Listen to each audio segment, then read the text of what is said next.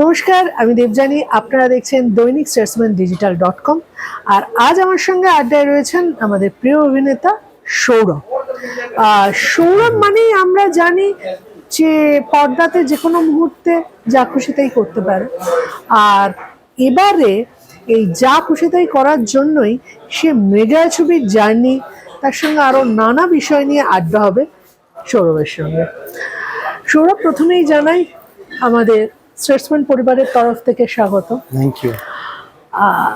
Mega ছবির poster কিন্তু মানে দেখেই মনে হচ্ছে এটা পেলে যেন ঠাটিয়ে একটা চড়মারি।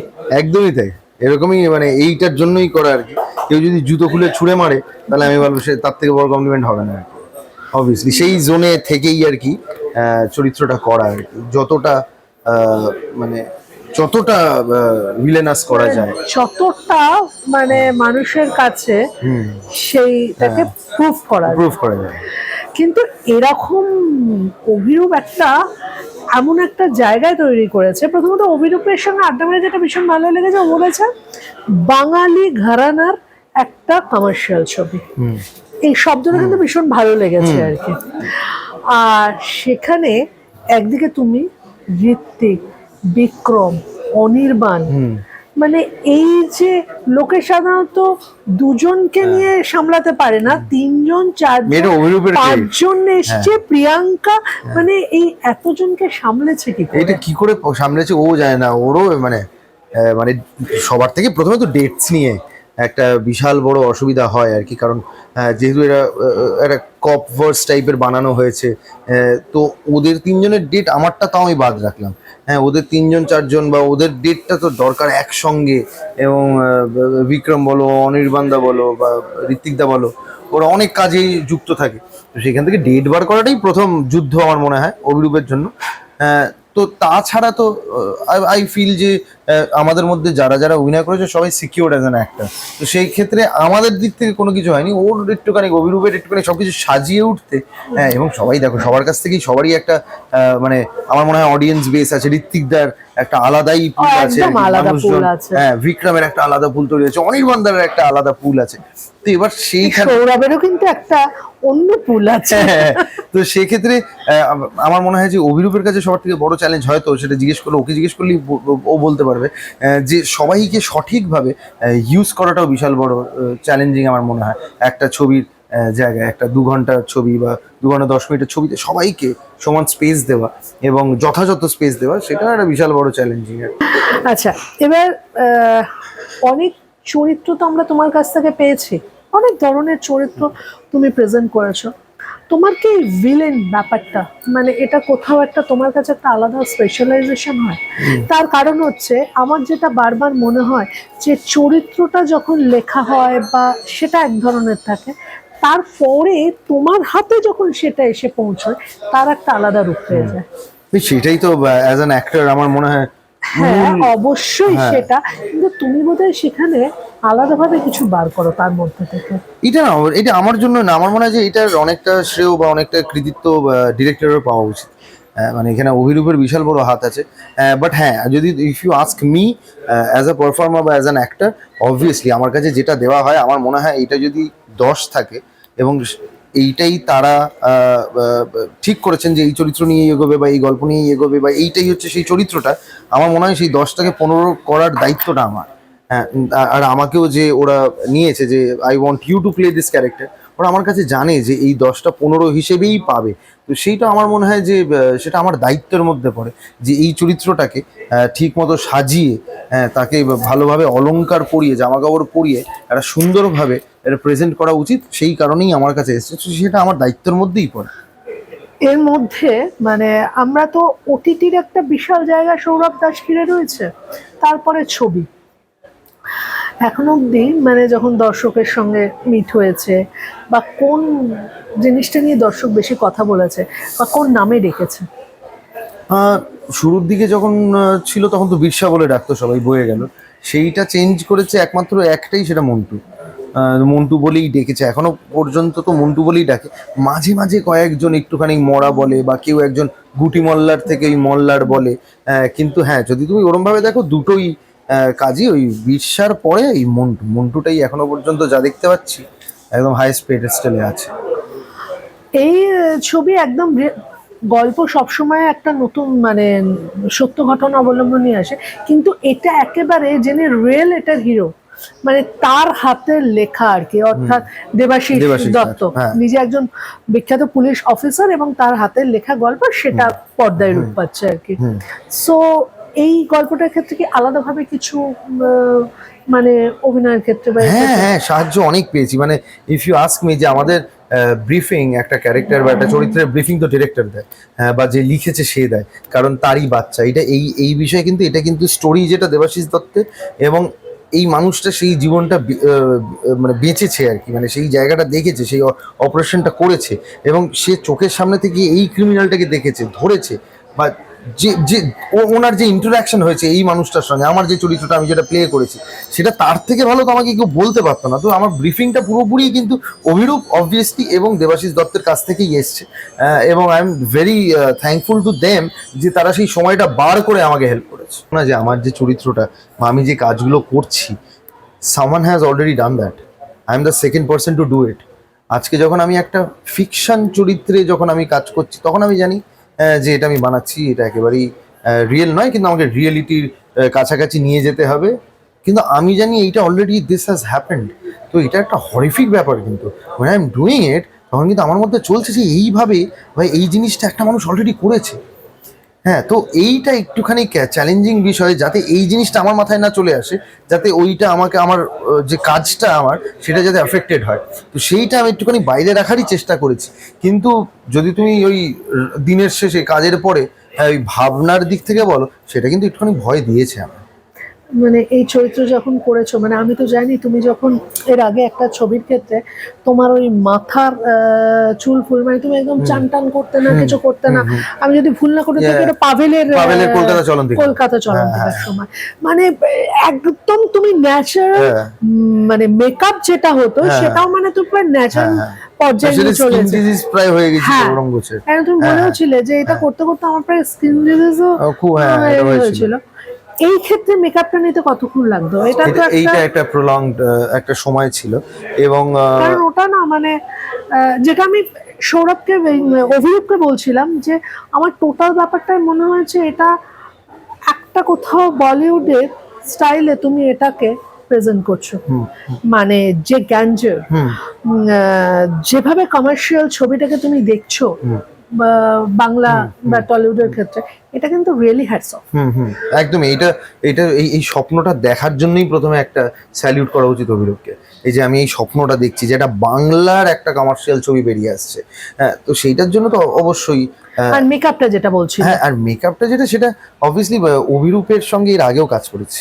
অভিরূপের সঙ্গে এর আগে রহস্য রোমাঞ্চ সিরিজ যেটা সেটাই করেছিলাম, সেটা মরা বলে চরিত্রটা, সেটা তো লুক চেঞ্জ ছিল, কিন্তু এইটা ছিল না। আমি জানি না লাস্ট কবে এরকম এত বেশি মানে এরম ভাবে লুক নিয়ে ভাবা হয়েছে। মানে আমি তোমায় জাস্ট বলেছি কয়েকটা জিনিস যেগুলো করা হয়েছে। একটা উইগ, সেটা 2 কেজির মতো ওজন, 1.5-2 কেজির মতো ওজন, মানে ওরকম ব্রেডলক টাইপের পুরো একটা বিষয়, সেটা তোমার মাথায় রাখা হচ্ছে, এবং তারপরে তোমার সামনের চুলগুলো দিয়ে প্রত্যেকটা স্ট্র্যান্ড আলাদা আলাদা করে সেগুলো বোনা হচ্ছে। সেটা গেল।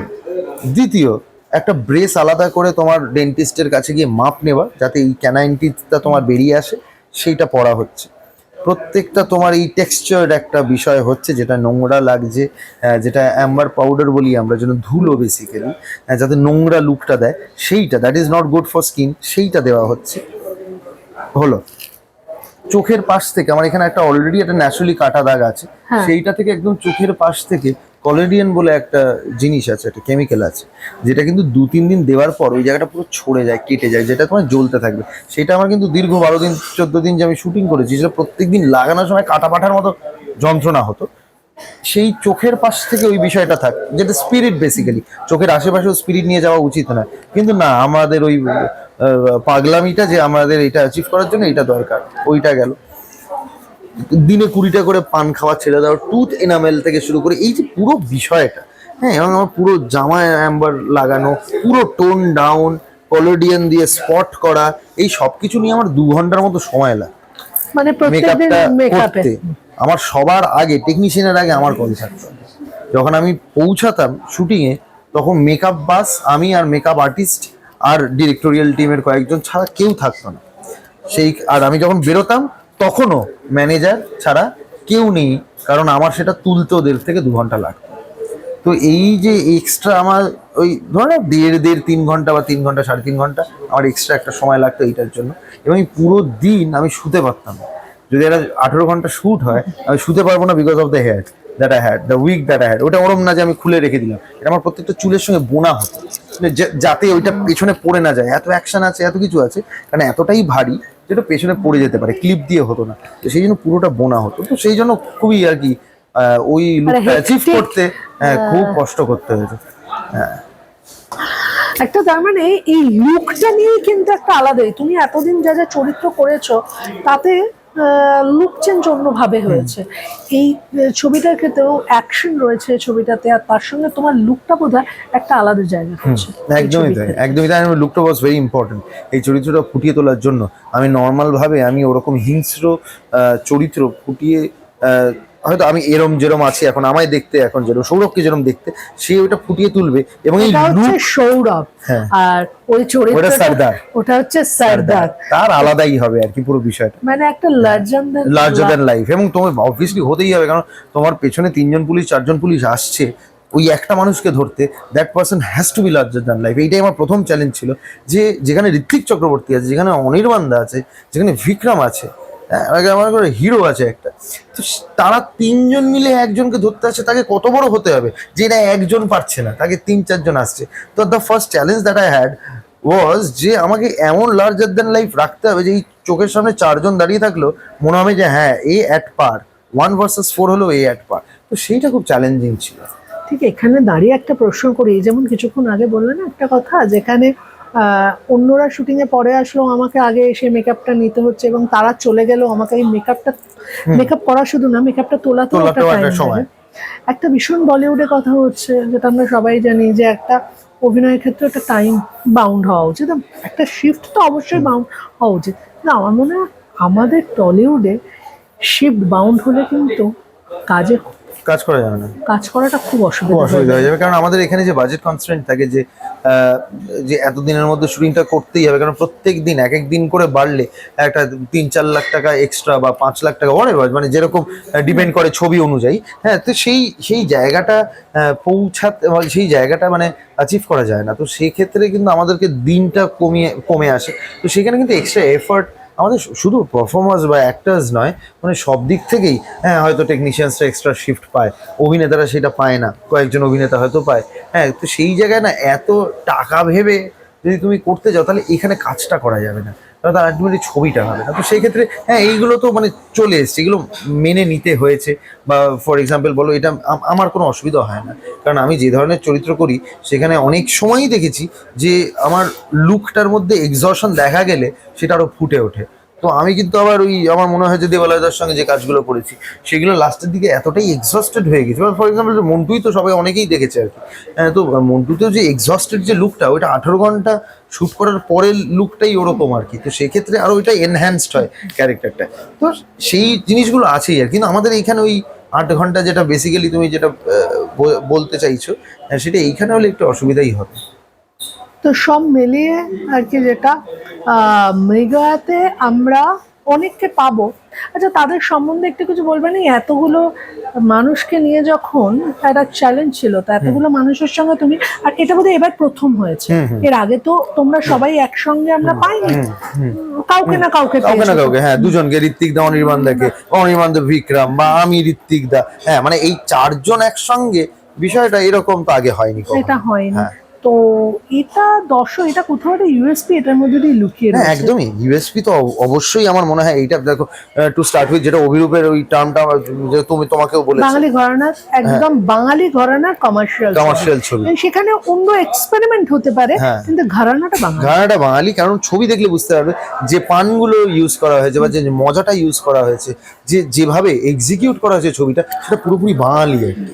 হ্যাঁ, তো সেইখানে আজকে ফর এক্সাম্পল ধরো না, অনির্বাণ দা যে ক্যারেক্টারটা, যে পুলিশের মধ্যে একজন টেক গাই হয় না, যে টেকনোলজিক্যালি প্রচন্ড স্ট্রং, সেই ক্যারেক্টারটা অনির্বাণ দা করছে। তুমি আজকে যদি কোনো বাইরের ছবি দেখো, সেখানে দেখবে একটা ইয়াং ছেলেই করছে, যারা টেকনোলজিক্যালি প্রচন্ড জানে আর কি, যে হ্যাকার, হ্যাঁ সেই চরিত্রটা অনির্বাণদা করছে, হ্যাঁ যে একটা বাঙালি দেখেই মনে হয় যে হ্যাঁ বাঙালি করছে, একটা আদ্যপান্ত তো বাঙালি। বাঙালি সে করছে। তো এইখানে কাস্টিং এও যে মজাটা আছে, সেখানে সেই চরিত্রায়নেও মজাটা আছে, এবং সেই এক্সিকিউশনেও মজাটা আছে। তো আমার মনে হয় যে এইগুলো will add up to people coming to the theatres, এবং তারা দেখবে, আমার মজা পাবে, এবং ওই বাঙালি ঘরানার আদ্যপান্ত একটা মানে কমার্শিয়াল একটা ছবি, সেইটা হয়তো একটা ট্রেন্ডও সেট করতে পারবে। সৌরভকে এই ছবি দেখার পর আমি ডেফিনেটলি সৌরভকে দেখলেই মনে হবে কোথাও যেন একটু মেরে নি। হ্যাঁ একদম, আমার দেখলেও তাই মনে হবে হয়তো। সৌরভও বলছে আমি হ্যাঁ আমারও তাই মনে হবে। হল থেকে আমি যখন বেরবো আমারও নিজেকে মনে হবে একটু নিজেই নিজেকে মেরে নি। হ্যাঁ ঠাস করে চরমের বেরিয়ে। তা মিস করা যাবে না কিন্তু মৃগয়া, দেখতেই হবে।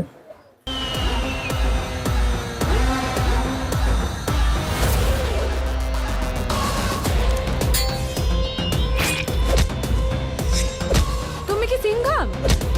আরে রিয়েল লাইফে পুলিশরা তোর বাবার মতোই হয়। না না হিন্দিতে কিন্তু জমলো না। বাংলা একবার শুনে দেখুন, বেটার লাগে। শুন শুন শুন শুন বল বাংলায় বল।